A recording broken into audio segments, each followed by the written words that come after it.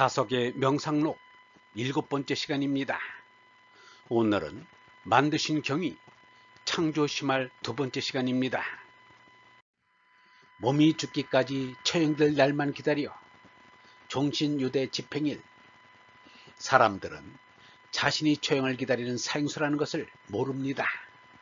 아니 알면서도 애써 모른 체 하려고 애씁니다. 톨스토이는 석가의 소전기를 쓸 만큼 불교에도 관심을 가지고 있었습니다. 그의 참회록에는 불경에 나오는 우화를 인용한 곳이 있습니다. 어떤 나그네가 인생이라는 광야를 헤매다가 고통이라는 사자를 만나 죽기 살기로 도망을 쳐서 가정이라는 오래된 깊은 웅덩이 속으로 피했다. 마침 그곳에 있는 애정이라는 관목을 잡고 의지했다. 위에서는 사자가 내려다보며 울부짖고 아래를 내려다보니 죽음이라는 용이 떨어지기만 하면 한 입에 삼키려고 입을 벌리고 있었다. 그러나 우선 배가 고팠다. 마침 옆에 쾌락이란 석청이 있어 허겁지겁 먹기 시작했다. 위의 사자도 아래의 용도 다 잊어버렸다. 그런데 잡고 있는 관목 밑동을 흰쥐와 검은쥐가 번갈아 가면서 갉아먹고 있었다. 이것이 사람이 처한 절망스러운 상황이다. 우주물리학자 스티븐 호킹 때문에 세상에 알려진 로게릭병으로 죽어간 모리 슈어처는 이렇게 말하였습니다. 죽게 되리라는 사실은 누구나 알지만 자기가 죽는다고는 아무도 믿지 않는다. 만약 자신이 죽는 것을 믿는다면 우리는 다른 사람이 될 것이다. 자기는 안 죽을 거라며 자신을 속인다. 사람이 어떻게 죽어야 할지를 배우게 되면 어떻게 살아야 할지도 배울 수 있다. 그러나 다들 잠든 채로 걸어다니는 것처럼 사니까 우리는 세상을 충분히 경험하지 못한다. 그저 해야 한다고 생각되는 일만 기계적으로 하며 반쯤 졸면서 살고 있기 때문이다. 자로가 공자에게 죽음에 대해 물었습니다. 그러자 공자가 말하기를 삶도 알지 못하면서 어찌 죽음을 알겠는가 라고 하였습니다. 이는 공자의 말 가운데 가장 미숙한 말입니다. 죽음을 알아야 삶을 알 수 있습니다.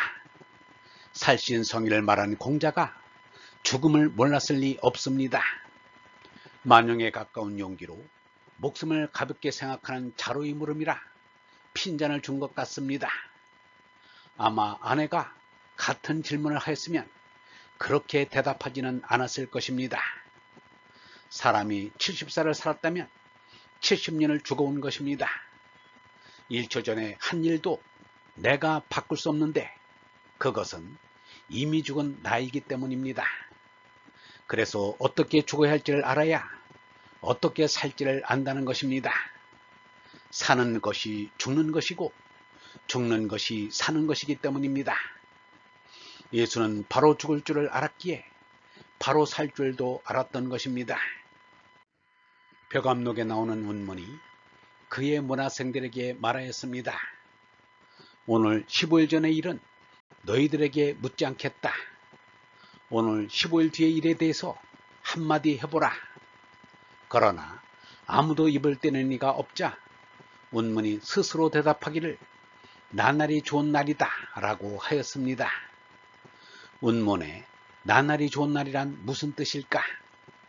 세상 사람들이 좋다는 부귀영화를 버린 스님에게는 어떤 날이 좋은 날일까? 사형수에게는 죄수복을 벗는 날이 좋은 날이듯이 나고 죽는 몸날을 떠나 나지 않고 죽지 않는 얼나로 거듭난 사람에게는 수위의 몸을 벗는 날보다 기쁜 날이 없습니다. 유영모는 죽는 날이야말로 축하할 날일지 모른다라고 말하였습니다. 헛되이 태어난 처음부터 판결은 선고되고 판결 선고 허탄초. 아담과 해와가 여호와 하느님으로부터 받은 사형 선고는 이러하였습니다. 너는 흙으로 돌아갈 것이니라. 유영모는 말하기를 우리는 날 때부터 사형 선고를 받고 있다. 사형수가 교수대에서 밧줄을 목에 걸고 딛고선 마루청이 떨어지기만을 기다리고 있는 그러한 형편에 우리는 서 있다. 이 사실을 잊으면 쓸데없는 잡념에 시달리고 욕망에 사로잡히고 교만에 빠진다. 종당 죽음이 결정된 생수들이 서로가 잘났다고 다투다니 사람이란 짐승은 어떻게 생겨먹은 것인지 모르겠다.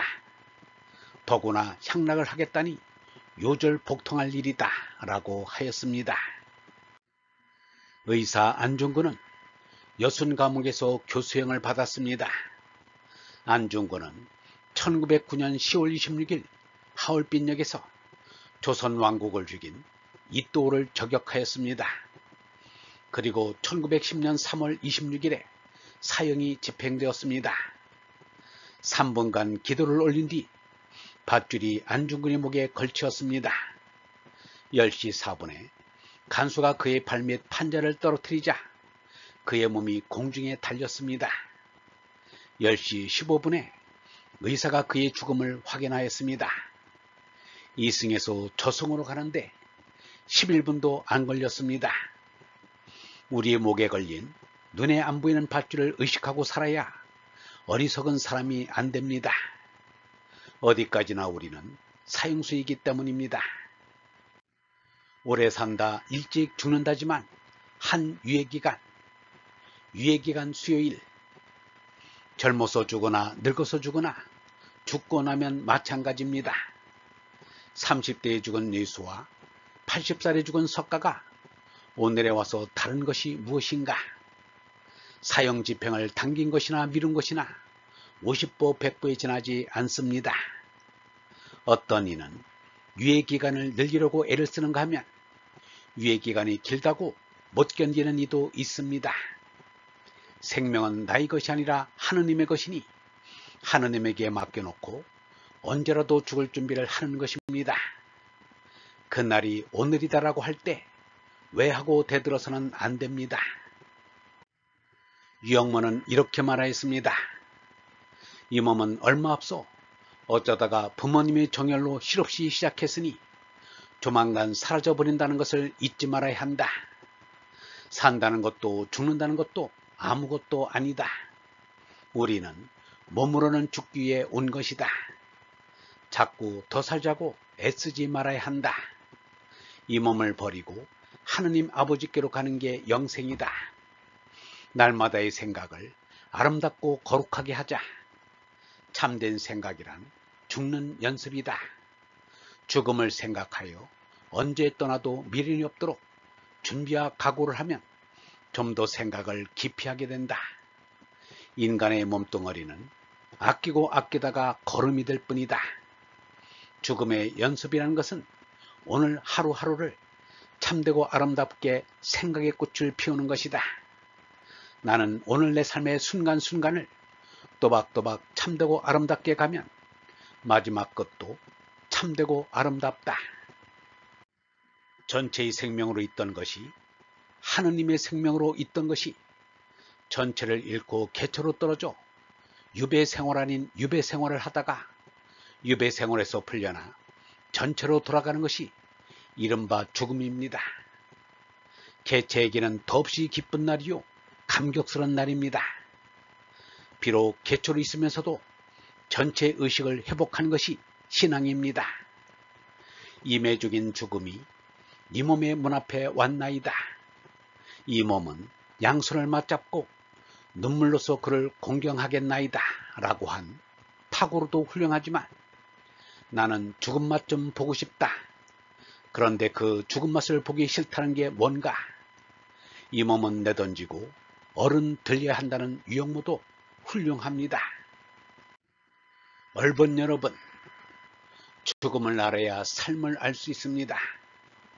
어떻게 죽어야 할지를 알아야 어떻게 살지를 안다는 것입니다. 사는 것이 죽는 것이고 죽는 것이 사는 것이기 때문입니다.